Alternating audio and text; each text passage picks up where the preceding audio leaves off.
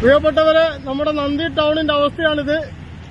പള്ളിയിലും കച്ചവട സ്ഥാപനങ്ങളിലെല്ലാം വെള്ളം കയറിക്കൊണ്ടിരിക്കുകയാണ്. ദേശീയപാത വരെ ബ്ലോക്കായിക്കൊണ്ടിരിക്കുകയാണ്.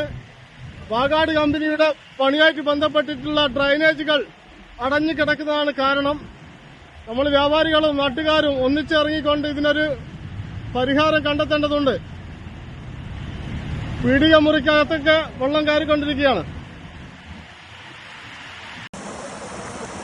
മൊത്തം വെള്ളം കയറി ഒലിപ്പ്. പരിയേല ഭാഗത്ത് ഭയങ്കര ഒലിപ്പാണ്. എല്ലാ സ്ഥലത്തും വെള്ളം മഞ്ഞ് അങ്ങോട്ട് പോകാനാവുന്നില്ല, നീങ്ങുന്നില്ല.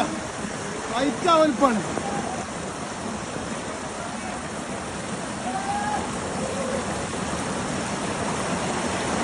മൂവാവില്ല അങ്ങോട്ട്. ഒലിപ്പ് വെച്ച് കഴിഞ്ഞാൽ ഒരൊന്നൊന്നര വലിപ്പം.